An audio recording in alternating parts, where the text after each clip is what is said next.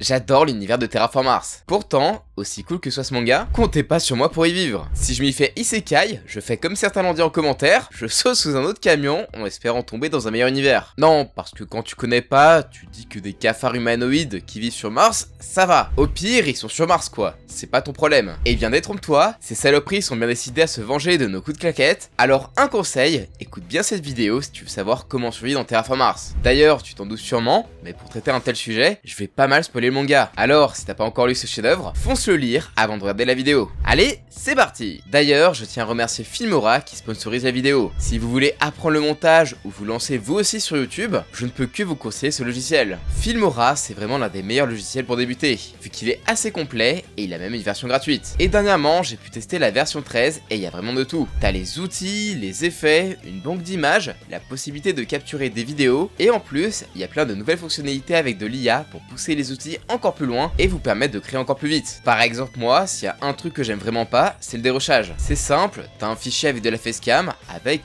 plein de blancs et des moments où tu te loupes, et tu dois cut pour garder ce qui te semble bon. Et bien, il y a un outil qui te permet de te faciliter le travail avec la détection de silence. Là, tout est déjà cut et t'as plus qu'à écouter et supprimer ce qui va pas. En plus, si vous commencez tout juste et que vous êtes pas chaud en montage et pas prêt à montrer votre tête ou votre voix, Filmora pense à vous et à une IA pour ça. Avec cet outil, vous pouvez créer des vidéos en écrivant un texte et Filmora va analyser ce que vous avez écrit. Il va choisir des vidéos et va la faire lire par une IA. Après, personnellement, je conseillerais de plus un petit peu changer ce que l'IA a déjà fait. En plus, grande nouveauté, Filmora intègre l'IA pour la création de miniatures et même de musique. D'ailleurs, vous pouvez également générer des sous-titres automatiquement, ce qui est parfait pour faire des TikTok et des shorts. Enfin bref, tous les liens sont dans la description si vous souhaitez obtenir Filmora, que je vous conseille largement.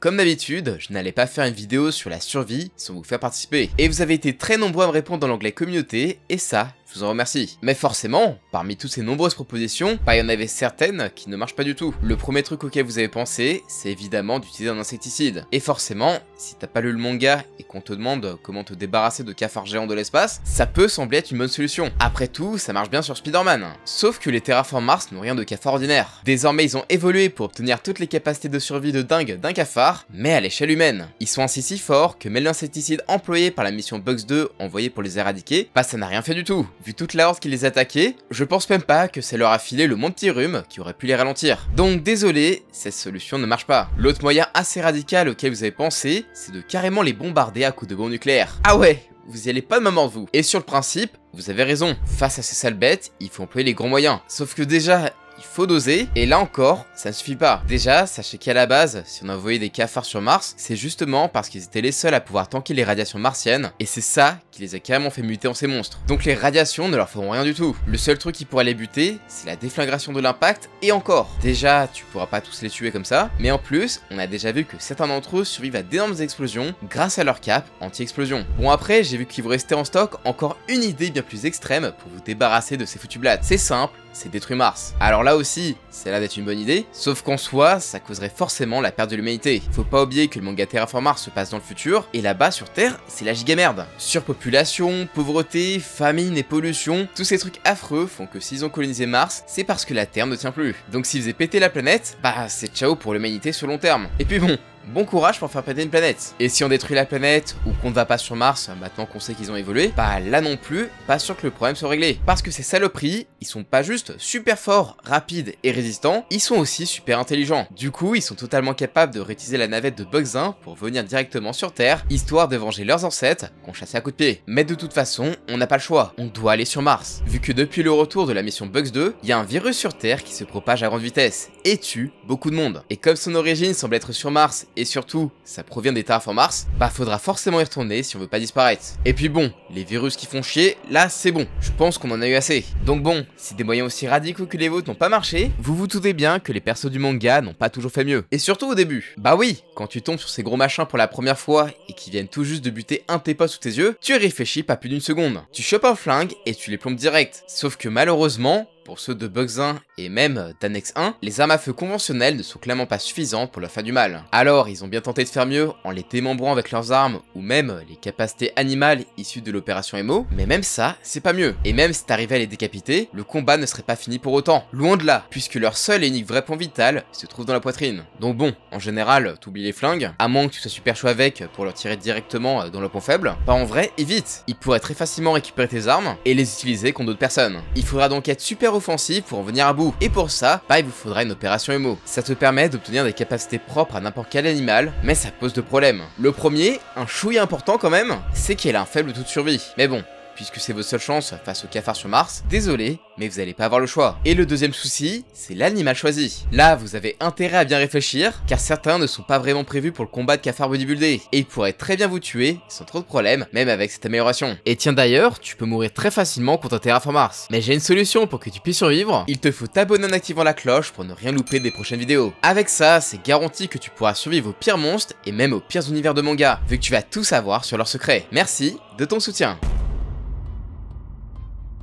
Vous l'aurez compris, pour affronter des bestioles aussi terrifiantes que les terraform Mars, il va falloir y mettre les moyens et sortir des sentiers battus. Mais avant tout, je dois absolument vous rappeler une règle essentielle de survie à cet univers que pas mal de personnages de manga ont tendance à oublier. Ne sous-estimez jamais un terraform Mars. Même isolé, un terraform Mars basique reste une grosse menace. Possédant une force capable de vous tordre le cou sans effort, une vitesse leur permettant de vous décapiter sur le passage, et une carapace qui tanque très bien les armes à feu. Rien que leurs capacités physiques font d'eux des menaces. Mais ça, c'est juste un terraform Mars isolé et sans prendre en compte son intellect. Parce qu'en vrai, c'est ça leur vraie force, leur cerveau. Ouais, je sais qu'ils n'ont pas vraiment l'air comme ça, mais je vous jure que c'est des génies. Avec leur squish squish comme langue, les books sont capables de s'organiser aussi bien qu'une véritable armée, avec une hiérarchie et tout. Sauf que, contrairement à nous, ils ont aucun état d'âme. Sacrifier les leurs ou les laisser mourir pour accompagner leurs objectifs de nous buter, c'est pas un problème pour eux. Hormis un seul terraform Mars très spécifique, ils ne possèdent pas d'individualité. Il n'y a pas d'ego et ils n'hésitent pas à y aller à fond directement. En plus de pouvoir communiquer et s'organiser, ces saletés de blades peuvent aussi maîtriser nos armes. Mais genre, vraiment toutes. Que ce soit des armes de corps à corps basiques, des armes à feu ou carrément des combinaisons hazmat ou une radio. Aucun de nos outils leur échappe. Parce que oui, ils sont assez intelligents pour comprendre s'il y a un danger bactériologique et peuvent utiliser nos équipements pour s'adapter. Et même face aux opérations Mosaic Organ, qui ont l'air d'être l'arme ultime de l'humanité contre eux, bah ils peuvent s'y adapter et comprendre comment ça marche. La preuve, quand ils ont attaqué Annex 1, le premier truc qu'ils ont fait, c'est de détruire les seringues qui permettaient la transformation des humains via l'opération Emo. Et en vrai, même si tu utilises ta seringue, ils peuvent très bien te surpasser. Comment me direz-vous? Oh bah, rien de compliqué. Ils prennent les cadavres ou des morceaux de corps qu'on a laissés derrière nous, ils les dissèquent,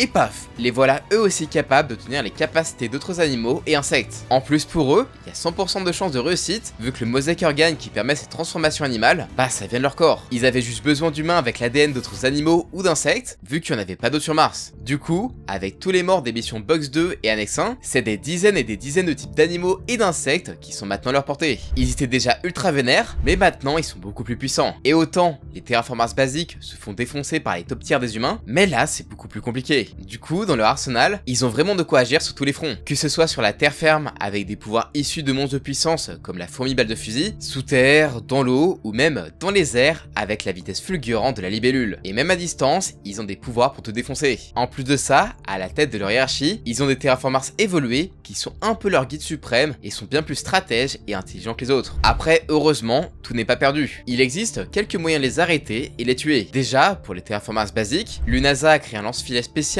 qui marche étonnamment bien et permet de les capturer. Mais c'est pas tout, il existe aussi des armes qui fonctionnent étonnamment bien contre eux, comme l'épée du clan Newton, qui est la première arme à avoir tué un terraform Mars bien avant les opérations Emo. Alors, quand tu donnes ce genre d'armes à des mecs surhumains comme Gustav Newton ou Akari Isamaru avec son katana, les terraform Mars ils t'en font du sushi. Sinon, t'as plus classique et fourbe avec le bâton de Marco Garcia qui, couplé à ses fils d'araignée et sa vitesse de Bakuk, rend ce bâton redoutable pour tuer les cafards. Surtout qu'en plus, nous on a l'avantage de connaître les arts martiaux et pas eux. De quoi bien les handicaper aussi en combat au corps à corps. Après, comme je l'ai déjà dit, tu peux toujours espérer avoir la bonne opération Emo, histoire d'avoir des capacités assez offensives ou défensives pour survivre. Et en vrai, ça peut marcher. Genre, être invisible, envoyer des patates de frelons, ou lâcher des décharges électriques surpuissantes pour les tuer, en vrai c'est cool, mais ça ne marchera pas sur tous. Et oui, vu qu'eux aussi ils ont maintenant l'opération Emo, ils peuvent aussi avoir ce genre de pouvoir. Du coup, Bah le seul qui marche vraiment super bien, c'est celui qui fait de toi un nid à bactéries mortelles, te permettant de relâcher une arme biologique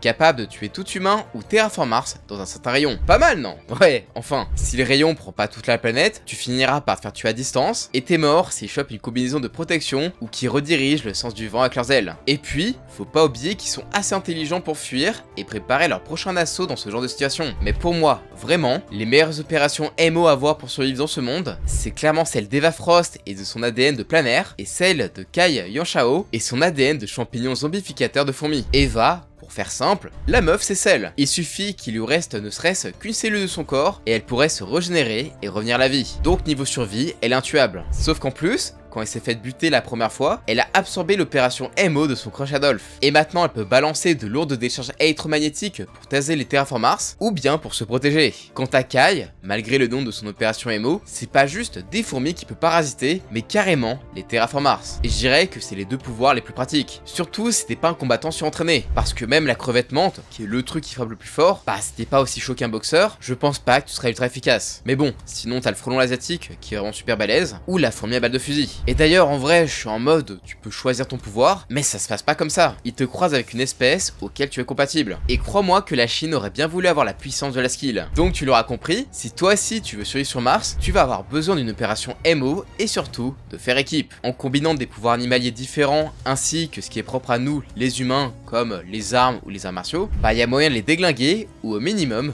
de survivre. Et encore, si t'es juste un mec lambda, ça va pas te sauver. Ici, les seuls qui ont survécu ont suivi un entraînement rigoureux, sont des maîtres de certains arts martiaux ou sont carrément issus d'un croisement génétique bien spécial. Gustav Newton, s'il est si puissant sans se transformer, c'est parce que depuis des siècles, sa famille fait de la reproduction stratégique pour obtenir une descendance parfaite avec les meilleurs gènes. Akari, lui c'était un combattant de MMA qui se battait avec des ours en cage. Il a été entraîné dans un dojo depuis qu'il est tout petit, il maîtrise le katana et il est issu d'expérience sur les insectes. Et en vrai, t'as ce genre de délire sur beaucoup de membres de l'équipage, composés de délinquants aguerris ou même de vétérans de l'armée. Après, en vrai de vrai, on n'aurait pas eu toutes ces emmerdes avec les terraform Mars si dès l'opération Bugs 2, ils avaient envoyé des gens compétents. Vous me croyez pas? Bah regardez Bugs 1. Ok.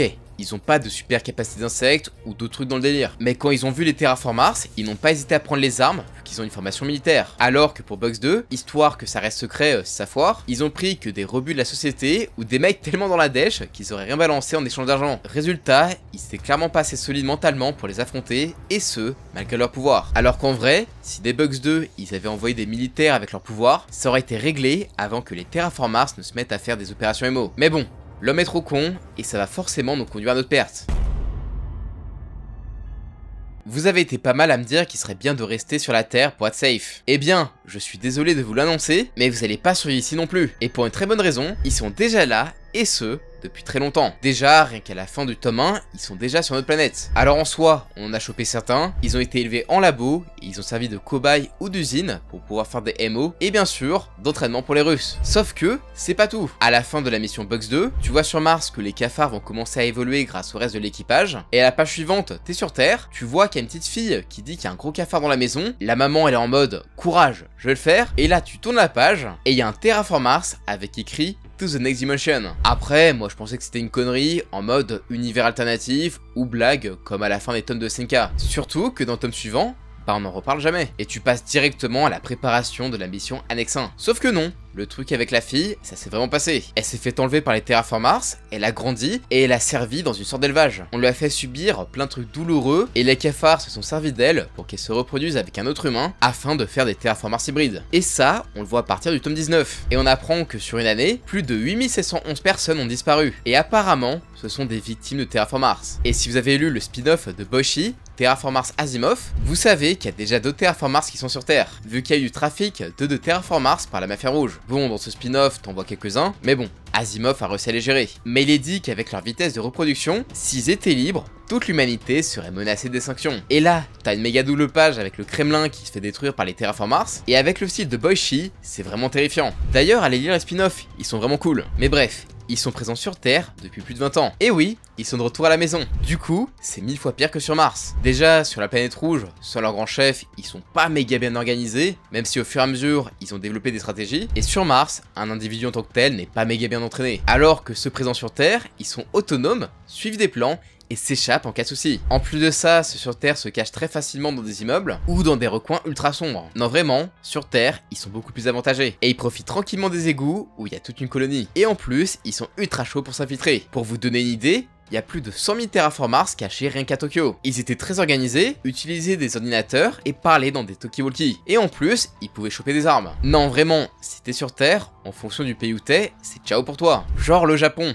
Vu qu'il n'y a pas beaucoup de surveillance et que c'est pas un pays très armé, bah ils étaient très chauds pour le coloniser. Et ils l'auraient fait très facilement en neutralisant les compagnies d'électricité et défense. Puis ensuite, ils rushent directement Tokyo et en une nuit, 200 000 Terraform Mars près de la capitale. Franchement, sans les personnages principaux, ils auraient vraiment réussi. Mais bon, ça n'a pas empêché les cafards de commencer la 3ème guerre mondiale où tous les pays ont dû faire équipe. Et honnêtement, le monde a l'air d'être pas mal dans la merde, vu le nombre de cafards. Donc je pense qu'en tant que civil, t'as juste aucune chance. Tu n'es pas armé, et rien qu'un seul Terraform Mars pourrait niquer une ville s'il y avait personne pour les affronter. Mais bon, pour l'instant, on n'en saura pas plus, vu que le manga était en pause, parce que l'auteur il était malade. Mais bon, apparemment ça reprend cette année. Et il y a un truc que je suis sûr, c'est que si t'es dans ce manga, tu ne pourras pas y survivre. Sur Mars, tu vas te faire fumer direct à l'atterrissage, et sur Terre, il suffit que les héros ne soient pas là au bon moment, et t'es juste foutu. Mais bref, à votre avis, comment est-ce que vous survivrez à cet univers de fou et quel pouvoir vous intéresse le plus? Dites-moi également on part sur quel autre manga pour un prochain comment survivre, peut-être Chainsaw Man ou Jujutsu Kaisen, je sais pas. Et si t'as envie de mater quelques autres vidéos de ce style, sache que j'ai déjà parlé d'SNK, de Berserk et de Parasite. Et si t'as envie de découvrir des mangas avec des monstres et des univers horribles, j'ai déjà fait pas mal de vidéos dessus. Allez, abonne-toi si tu veux regarder d'autres vidéos de ce style, je te dis à la prochaine, ciao!